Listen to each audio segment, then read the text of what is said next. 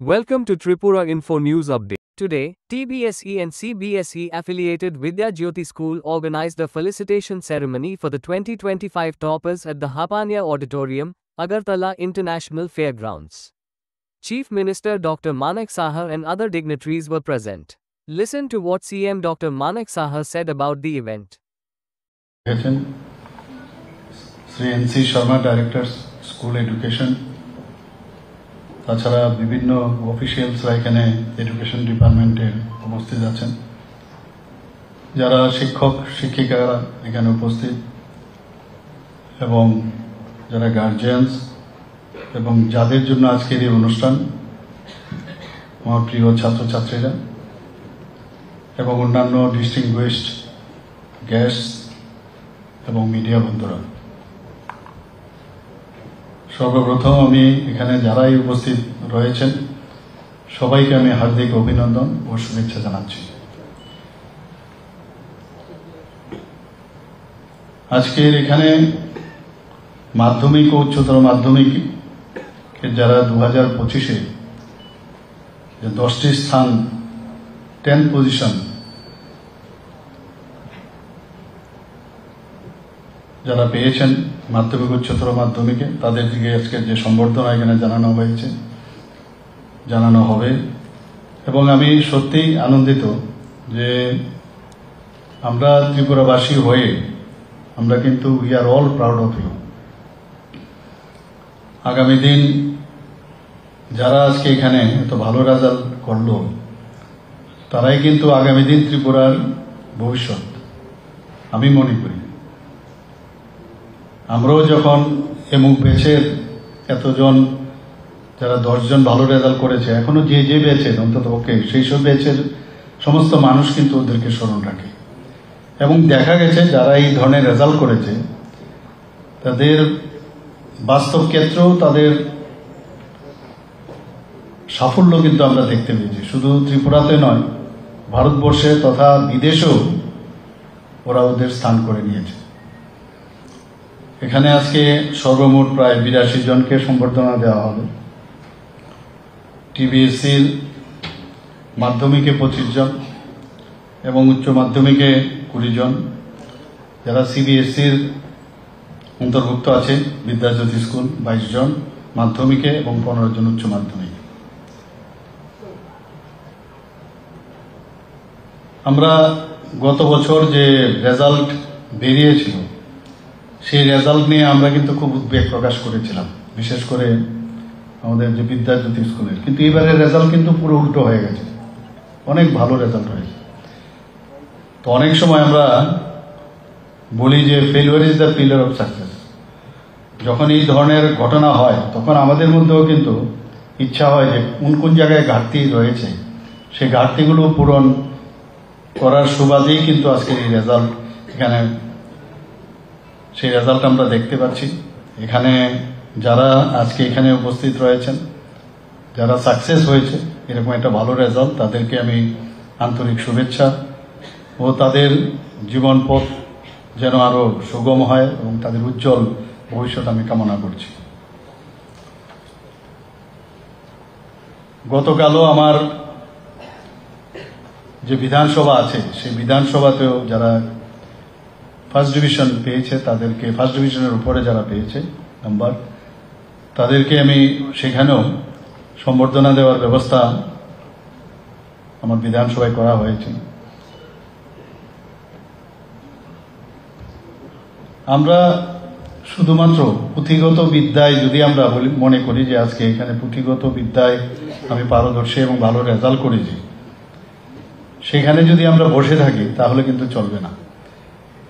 মানুষ অনেক আশা করে সমাজের জন্য কিছু কাজ করার, খালি সেলফ সেন্টার্ড হলে হবে না যে আমি ভালো রেজাল্ট করেছি শুধু আমি আমার জন্য, সেটা যেন কোনো অবস্থায় আমরা সেই চিন্তাধারায় যেন না থাকি।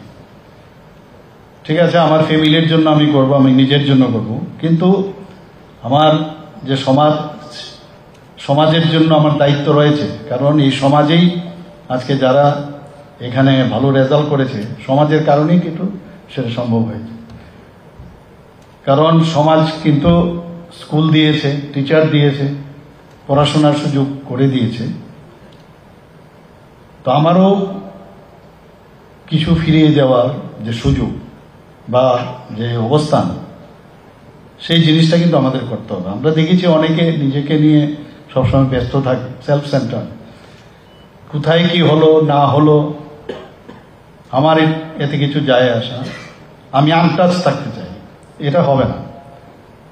আমরা বহু জায়গায় আমরা দেখেছি, বহু পাড়াই হোক সমাজেই হোক, বহু লোক আছে কারণ জীবনের সবকিছুই, পরীক্ষায় ভালো রেজাল্ট করবো আর ভালো সার্টিফিকেট নিয়ে আমি ঘুরবো, তাতে লাভের লাভ কিছু হবে না। ভবিষ্যতেও আমার সব প্রতিটা বিষয়ে পরীক্ষা দিতে হবে এবং চ্যালেঞ্জ হিসাবে নিতে হবে। মাননীয় প্রধানমন্ত্রী নরেন্দ্র মোদীজি বলছেন বারবার যে রাজনীতিতে অনেক ব্যক্তি এখন আসতে চায় না। সবাই বলে রাজনীতি তো আমার কাজ নয়, রাজনীতি এমন এক ব্যক্তিদের কাজ, তারাই শুধু রাজনীতি করবে। উনি বলছেন যে ওইসব ব্যক্তিদের আপনারা অ্যাপ্রোচ করুন যাদের ফ্যামিলির মধ্যে কেউ কোনোদিন রাজনীতি করেনি, এবং ওইসব জায়গায় যারা ছেলে মেয়েরা আছে পড়াশোনায় খুব ভালো, তাদেরকে বলুন। কারণ রাজনীতির অর্থই না যে এটা পঙ্কিল অবস্থা, সেখান থেকেও সমাজের সেবা করা যায়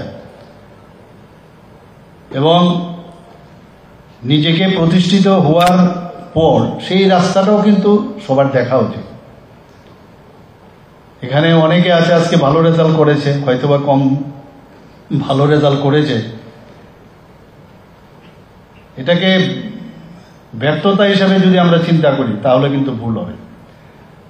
কারণ ব্যর্থতার মধ্যেই কিন্তু লুকিয়ে রয়েছে আগামী দিনে আমি কিভাবে নিজেকে আরো আমার প্রচেষ্টা, চেষ্টা এবং আমার পরিশ্রমের মাধ্যমে সেই জায়গাকে আমি ওভারকাম করব। আমাদের ত্রিপুরার ছেলে মেয়েদের যে সম্ভাবনা, সেটা কিন্তু প্রচুর। আমি নিজেও দেখেছি যখন আমাদের সেরকমভাবে সুযোগ সুবিধা ছিল না, কিন্তু আমরাই যখন বাইরে আমরা যেতাম, বাইরে পড়াশোনার এখানে এত সুবিধাও ছিল না। আজকে ত্রিপুরাতে প্রচুর আমরা ইনস্টিটিউশন আমরা করেছি এখানে। তো বাইরে যখন যেতাম নিজেদের কিন্তু একটা সবসময় একটা মনে হতো যে আমরা অনেক কম জানি। ওদের হাব ভাব, বডি ল্যাঙ্গুয়েজ, এভরিথিং আমাদের কাছে আকৃষ্ট করতো। মনে হতো যে একটা ডিপ্রেশন ফিল করতাম মনে মনে, শুধু আমি তো টিপ অফ দ্য আইসবার্গ, কিন্তু এরকম সব মানুষই করতো, আমার যারা আগে গেছে বাইরে বা পরেও যারা গেছে। কিন্তু আমরা দেখেছি সেখানে যাওয়ার পর নিজেরা কিন্তু আমাদের স্থান কিন্তু আমরা করে নিয়েছি সেখানে। অর্থাৎ আমার বলার উদ্দেশ্য হচ্ছে আমরা কোনো অংশেই কম না। আমাদের মায়েরা প্রথম, আমরা বলি যে ফার্স্ট টিচার আমাদের জীবনে হচ্ছে আমাদের মা, বাবা এবং শিক্ষক। শিক্ষাগুরু যাকে বলে মাঠ থেকেই শুরু হয়। একবার ভাবতে হবে আমাদের, যখনই আমরা ড্রাগ এডিকশনের কথা এখানে বলা হয়েছে, ভালো ভালো ছেলে, ইভেন মেয়েরাও আজকাল আমরা দেখছি ডেভিয়েট করে যাচ্ছে। কাজে আমি যদি মনে করি যে আমি নিজেকে নিয়ে ব্যস্ত থাকবো আর তাদের প্রতি আমার কর্তব্য নেই, আমি বহু জায়গায় যখন বিধানসভার ইলেকশনের সময় ডোর টু ডোর গেছি, সেখানে অনেক মা বাবা আকুতি তাদের, আমাদের ছেলে মেয়েকে বাঁচান। একবার যদি ড্রাগ এডিক্টেড হয়ে যায়, দে আর দ্য ভিকটিমস, তাদের কোনো দোষ নেই। সেই জায়গায় আমাদেরও উচিত যে কিভাবে তাদেরকে ফেরানো যায়। আজকে এই অনুষ্ঠানের মাধ্যমে আমি যারা আজকে এখানে যারা মাধ্যমিক পাস করেছে, 12th ক্লাস পাস করেছে, তারা তো আছেই, কিন্তু অন্যান্য ছাত্রছাত্রীদেরকেও আমি বলবো যে বিভিন্ন ক্লাসের মধ্যে বিভিন্ন জায়গায় একটু নজর রাখা। এবং স্বামী বিবেকানন্দ বলেছেন যে মানুষের অন্তর্নিহিত পূর্ণতার বিকাশ যদি সাধন হয়, তবেই হচ্ছে আসল শিক্ষা। নিজেকে খুঁজে পেতে হবে। বইয়ের থেকে তো আমরা শিখলাম অনেক কিছু, পড়ার শেষ নেই, জীবন খালি শুরু হলো এবং সেটা চলতে থাকবে, তার শেষ নেই, এন্ড নেই। এবং আমি নিশ্চিত যে আগামী দিন আমাদের প্রতিদিন আমাদের শিক্ষার পাঠ আমাদের নিতে হবে এবং সেটা শেষ হবে না। আমাদের মাননীয় প্রধানমন্ত্রী নরেন্দ্র মোদীজি আপনারা সবাই জানেন, এই যে স্ট্রেস যে পরীক্ষার সময় আমাদের মধ্যে হয়, উনি প্রতি বছর যে পরীক্ষা পে চর্চা আমরা নিজেরাও দেখেছি কিভাবে স্টুডেন্টদের উনি উৎসাহিত করেছেন। পরীক্ষার জায়গায় আছে, কিন্তু স্ট্রেস ফ্রি কিভাবে থাকতে হয় উনি সেটা শিখিয়েছেন। এখানে শুধু স্টুডেন্টরা সেটা শুনেনি, অনেক গার্জিয়ান এবং আমাদের মতো লোক আমরা শুনেছি, কত সুন্দর কথা বলেছেন। এবং তার মাধ্যমে আজকে রেজাল্টও কিন্তু যখন ভয় পায় মানুষ, ভয়ের কারণে কিন্তু অনেক কিছু জানার জিনিসও অনেক সময় মনে হয় যে মাথার থেকে বেরোয় না, জানা কিন্তু আমি লিখতে একমাত্র বিকজ অফ স্ট্রেস। তো স্ট্রেস থেকে আমাদের দূরে থাকতে হবে। আর শুধু পড়াশোনা করলেই চলবে না। এখানে আমার পূর্ববর্তী বক্তা বলেছেন যে আমাদের জীবনশৈলীর প্রতি আমাদের নজর দিতে হবে, খেলাধুলাও রাখতে হবে আমাদের। আমরা কিন্তু খেলাধুলার দিকে একটু কম নজর দিই।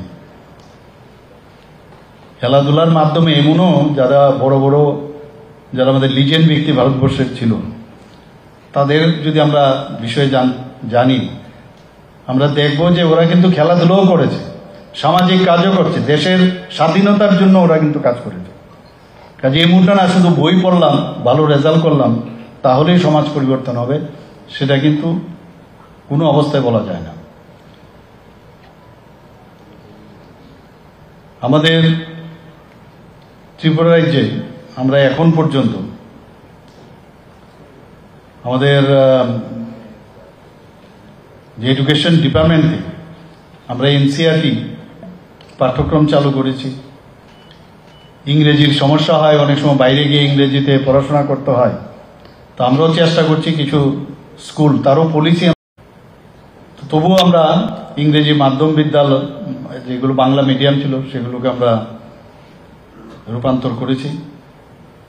সুপার 30 প্রকল্প সেটাও আমরা চালু করেছি এবং 2024-25 অর্থ বছরে এখন পর্যন্ত এই সুপার 30 প্রকল্পে আইআইটিতে 1 জন চান্স পেয়েছে, এনআইটিতে 3 জন পেয়েছে, 3 জন এমবিবিএস এ চান্স পেয়েছে।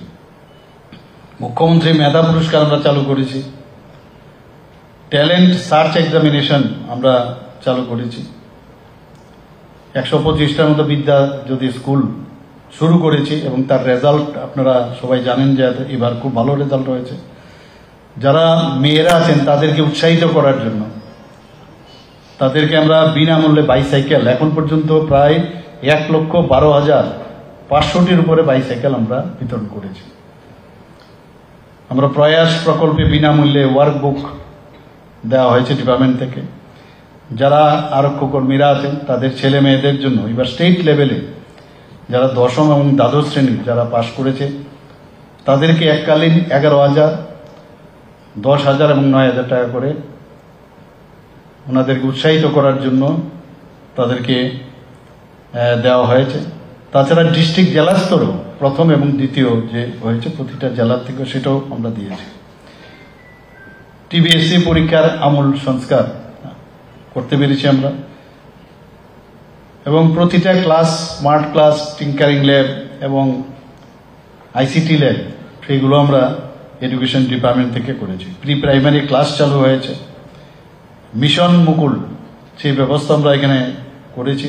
যারা অঙ্গনবাড়িতে পড়ে তাদেরকে যখন প্রাইমারি স্কুলে আসবে তো সেখানে যাতে ওদের মানে সেখানকার যে বিদ্যালয়ের সাথে সাথে পরিচয় ঘটে তার ব্যবস্থা আমরা এই মিশন মুকুলের মাধ্যমে আমরা করেছি। পিএমসি প্রকল্প এবং অভিন্ন যে প্রশ্নপত্র সেটা আমরা এই শিক্ষা দপ্তর থেকে করা হয়েছে।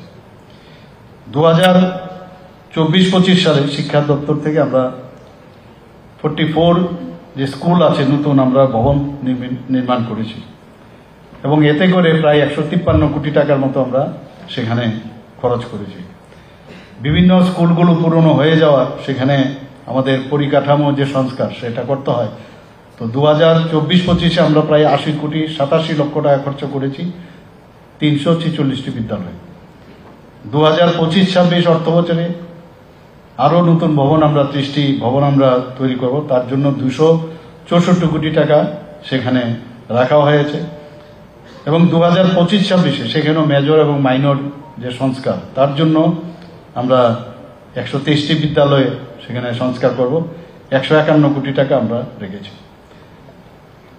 2025 সালে মাধ্যমিক পরীক্ষার ফলাফল, এবারের মোট পরীক্ষার্থীর সংখ্যা নিশ্চয়ই আপনারা এর মধ্যে জেনেছেন যে 29,670 জন ছিল, কিন্তু নিয়মিত পরীক্ষা দিয়েছে প্রায় 28,613।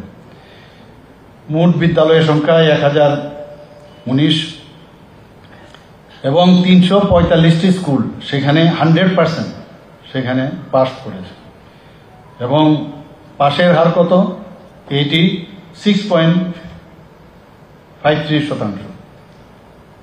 যদি আমরা উচ্চ মাধ্যমিক পরীক্ষার ফলাফল দেখি, মোট পরীক্ষার্থীর সংখ্যা ছিল 21,506 এবং বিদ্যালয়ের সংখ্যা হচ্ছে 373। 39টি স্কুলে 100% সেখানে রেজাল্ট আমরা দেখেছি এবং পাশের হার হচ্ছে 79.29।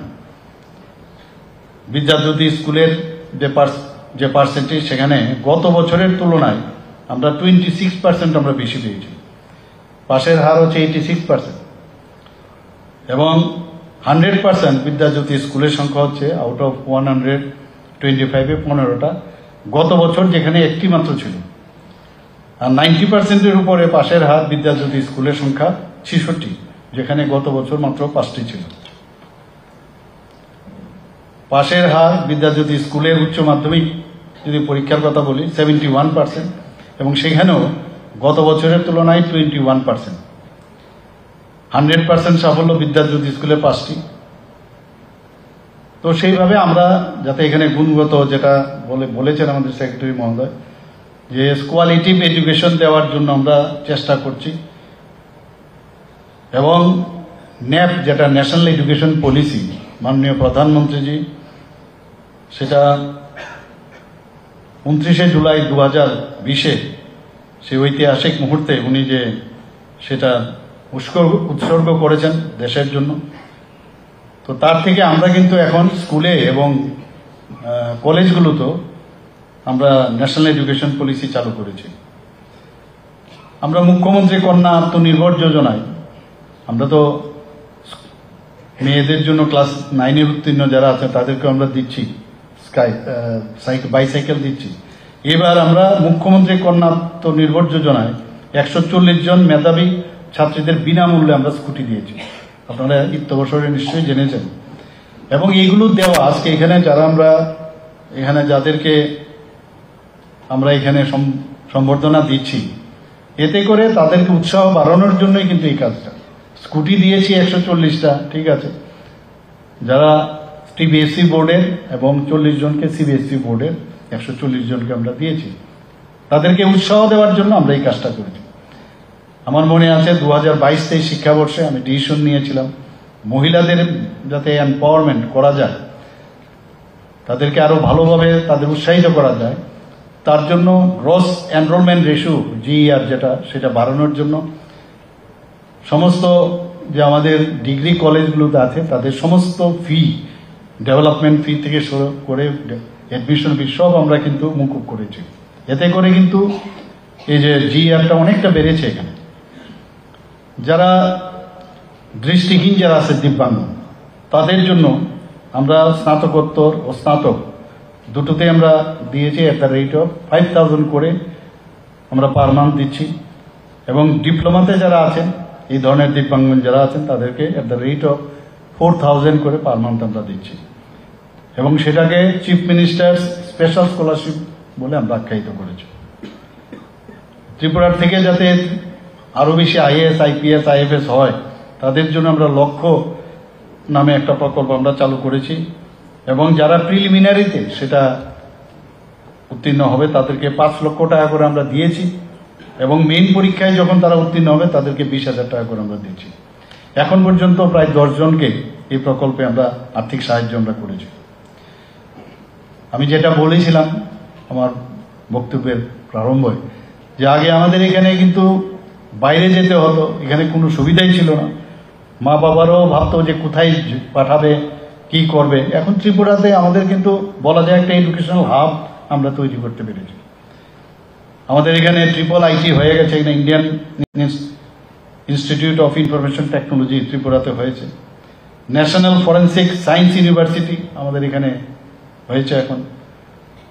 ত্রিপুরা ইনস্টিটিউট অফ টেকনোলজি, যেটাকে আগে আমাদের পলিটেকনিক কলেজ আমাদের বলতাম, সেটাকে এখন আমরা ত্রিপুরা ইনস্টিটিউট অফ টেকনোলজি, সেখানে আমরা ড্রোন সেন্টার হিসাবে সেখানে আমি নিজেও সেখানে গিয়েছিলাম, এবং সেখানে যাতে তার বিকাশ হয় এবং গবেষণার যে কেন্দ্র সেটা সেখানে শুরু হয়েছে।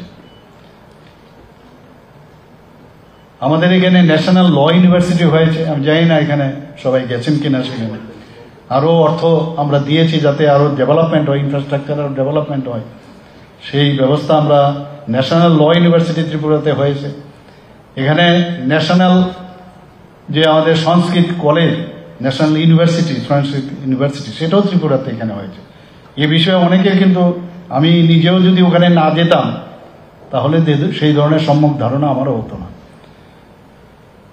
দম্বাদীপা বহু প্রাইভেট ইউনিভার্সিটি এখন ত্রিপুরাতে আসছে, পাইপলাইনে বহু, কালকেও ক্যাবিনেটে অনেকগুলো এই ধরনের প্রাইভেট ইউনিভার্সিটি ওরা করতে চাইছে, তারাও আসছে এখানে। ধম্মাদীপা ইন্টারন্যাশনাল বুদ্ধিস্ট ইউনিভার্সিটি, তাদেরকেও আমরা অলরেডি সম্মতি দিয়েছি।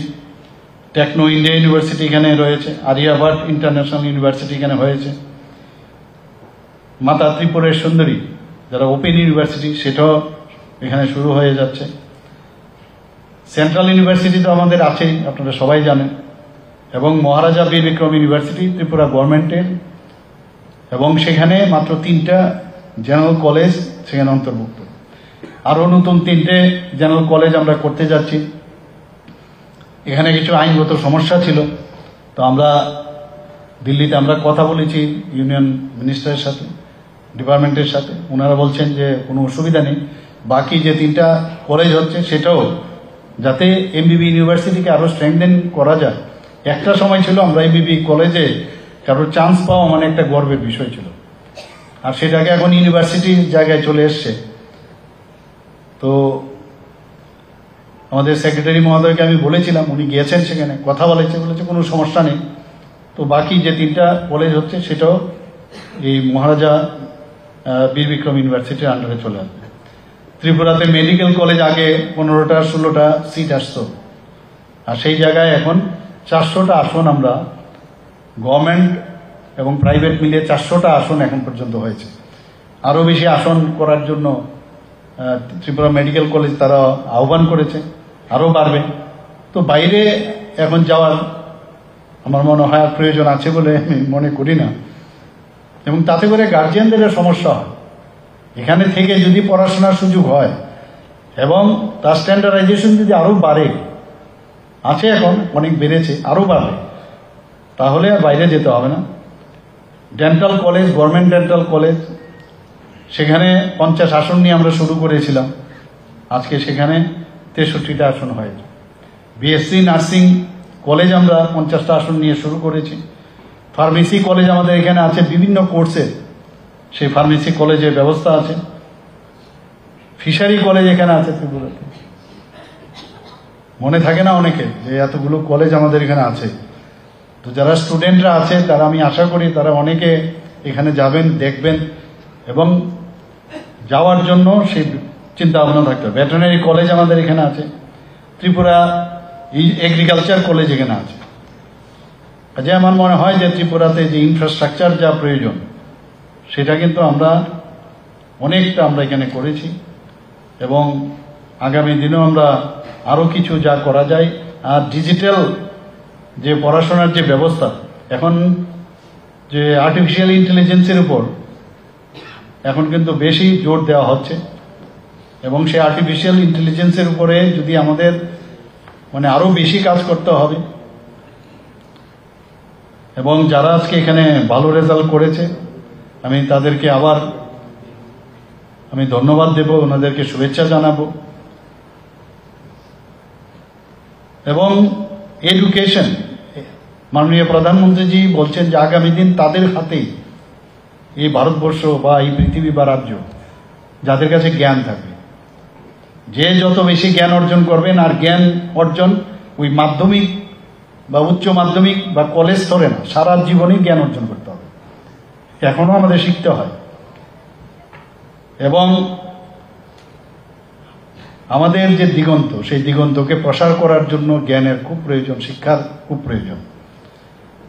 এবং এই শিক্ষার মাধ্যমে যারা সমালোচনামূলক চিন্তা, তার দক্ষতা কিন্তু প্রকাশ হয় এবং নিজের সেলফ যে রিলায়েন্স, কনফিডেন্স, সেটাও কিন্তু বাড়ে। যত পড়বে তত বেশি জানবে। এটা স্পেসিফিক যারা বিভিন্ন টেকনিক্যাল যেসব সাবজেক্ট আছে সেখানে তো যাবেই, কিন্তু তাছাড়াও তার বাইরেও অনেক কিছু আমাদের প্রতিদিন যদি আমরা পড়াশোনা করি সেটাও আমরা জানতে পারবো। এবং আমি আগামী দিন আবার যেটা বলছি যে আমাদের যে শিক্ষা, সেই শিক্ষা হচ্ছে একটা ব্রিজের মতো, ব্রিজ অজ্ঞানতাকে জ্ঞানের সাথে এবং অন্ধকারকে আলোর সাথে যুক্ত করে। আমি আশা করি যে আমরা সবাই মিলে আমরা সারা জীবন পড়ব, জ্ঞান অর্জন করব এবং for the sake of the people and suffering people, সবার জন্য আমরা কাজ করব। আজকে কিন্তু এখানে আমাদের সেই প্লেজ আমাদের নিতে হবে। সবাইকে অসংখ্য ধন্যবাদ, আবার শুভেচ্ছা জানিয়ে আমার কথা বলা শেষ করছি। Subscribe to Tripura Info and press the bell icon so that you never miss any latest updates and news on Tripura.